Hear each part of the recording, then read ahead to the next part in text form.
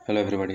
तो हम पढ़ रहे थे स्पेक्ट्रम का मॉडर्न हिस्ट्री पढ़ रहे थे। तो इसमें हमने 3 वीडियो अब तक देख चुका है, हम पढ़ चुके हैं और ये हमारा चौथा वीडियो है।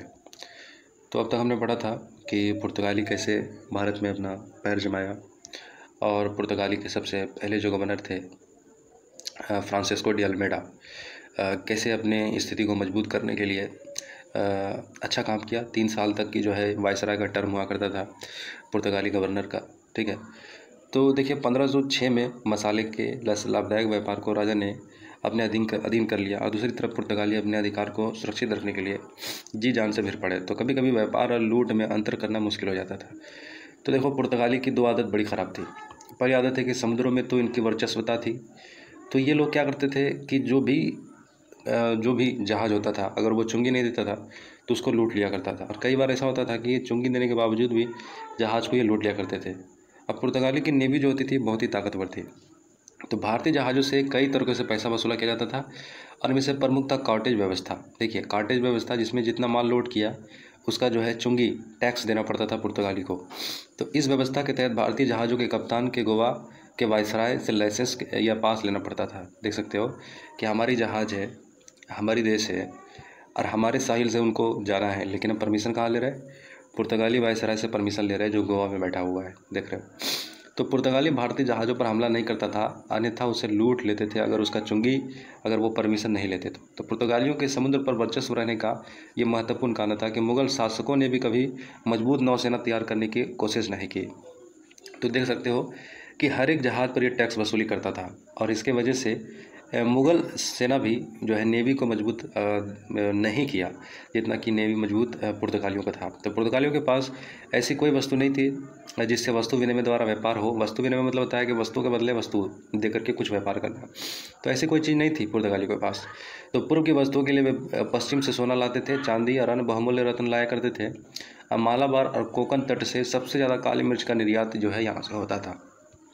मालाबार से अदरक, दालचीनी, हरड़, चंदन, हल्दी, नील ये सब निर्यात किए जाते थे। और उत्तर पश्चिम भारत से टाफ्टा एक प्रकार का कपड़ा होता है, तो पुर्तगाली ले जाते थे।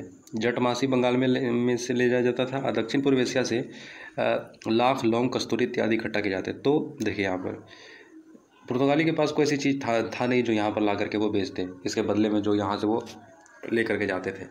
यहाँ से क्या क्या निर्यात कर रहे हैं देख रहे हो, मालाबार से अदरक, दालचीनी, अड़हर, चंदन, हल्दी, नील, तो ये सब। लेकिन ये बदले में क्या लेके आते थे? सोना चांदी इनके पास होता था तो ये लाते थे वहाँ से। और यहाँ से कपड़े भी जो है ले जा करके व्यापार किया करते थे यूरोप में। तो भारत से पुर्तगालियों का व्यापार इतना बढ़ गया था कि मात्र काली मिर्च खरीदने के लिए संयुक्त व्यापार संघ ने तकरीबन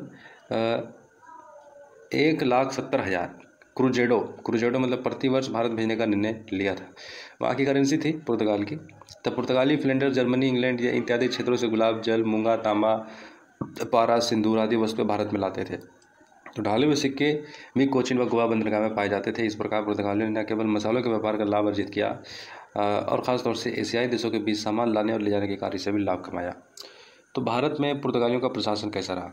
तो भारत में पुर्तगालियों का प्रशासन मुखिया वायसराय था जो 3 वर्षों के लिए जो है नियुक्त करता था और बाद के वर्षों में एक परिषद के साथ कार्य करता था। ये मतलब वायसराय के साथ एक परिषद होता था, तो परिषद जो है सलाहकार होता था जो कि वायसराय को एडवाइस किया करता था।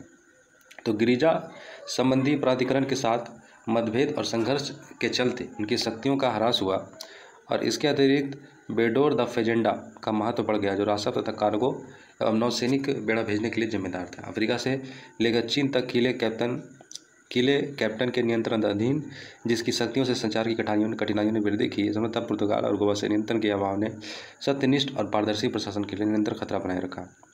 तो देखो प्रशासन इसका यही था कि 3 साल के लिए जो वायसराय होता था और ये वायसराय के साथ जो है एक परिषद होता था। तो परिषद होता था जो कि वायसराय को उसके काम में जो है सलाह दिया करता था। और इसके अतिरिक्त वेडोर फेजेंडा इसका महत्व बढ़ गया, तो कार्गो और नौसैनिक बेड़ा भेजने के लिए जिम्मेदार था। ये वेडोर फेजेंडा महत्व बढ़ गया जो रास्ता तथा कार्गो नौसैनिक बेड़ा भेजने के लिए जिम्मेदार था, जो अफ्रीका से लेकर चीन तक किले कैप्टन के नियंत्रणाधीन थे और जिसकी शक्तियों में संचार की कठिनाइयों ने वृद्धि की। तो देख सकते हो काफ़ी मजबूत जो है स्थिति में जो है प्रशासन इनका आ चुका था खासतौर से। तो viceroy Nuno da Cunha Bharat में नीनो द कुन्हा वायसराय काल नवंबर 1529 में कार्यभार संभाला था और कुछ हद तक महत्वपूर्ण। 1 वर्ष के पश्चात वो भारत में पुर्तगाली सरकार के मुख्यालय को कोचिन से गोवा ले गया। और गुजरात के बहादुर शाह ने मुगल शासक हुमायूं से अपने संघर्ष के दौरान पुर्तगालियों का 1534 से 34 में बेसिन द्वीप सौंप कर उसे मदद ली। उसने उन्हें द्वीप में बेस प्रदान करने को भी वादा किया था। नीनो द कुना ने अपने मुख्यालय के तौर पर हुगली के साथ कई पुर्तगाली नागरिकों को बसाकर बंगाल में पुर्तगालियों के प्रभाव की वृद्धि करने का भी प्रयास किया। तो गुजरात के बहादुर शाह पुर्तगालियों के संबंध कैसे थे? तो बहादुर शाह के पुर्तगालियों के साथ संबंध समय के साथ बिगड़ते गए। अब 1536 में हुमायूं गुजरात में चला गया। चूँकि शहर के निवासियों ने पुर्तगालियों से लड़ना शुरू कर दिया था।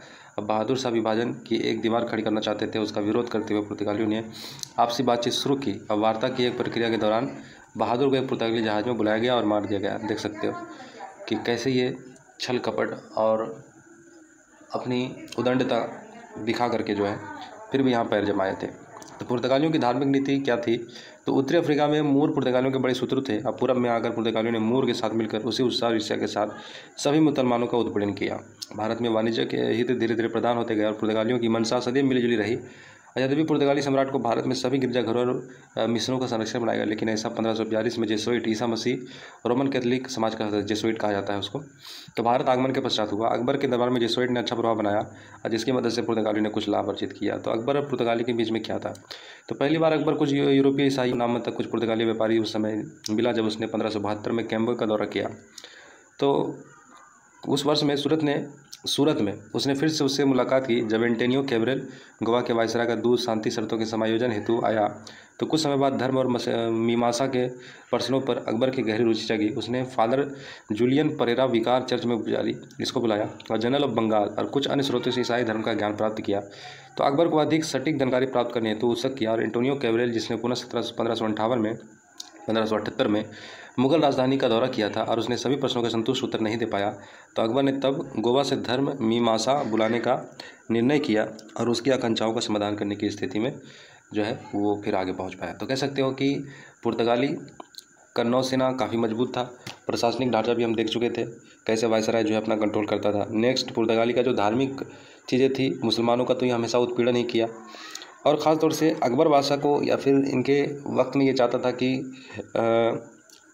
धर्म प्रचार में ये थोड़ा सा ज़्यादा संलिप्त रहा करता था। तो अकबर को भी इंटरेस्ट हुआ ईसाई मत के बारे में जानने के लिए।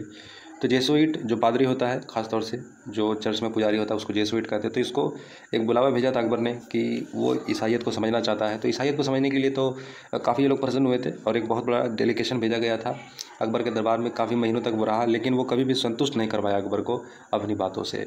तो देखेंगे आगे इसमें क्या है। Okay, thank you.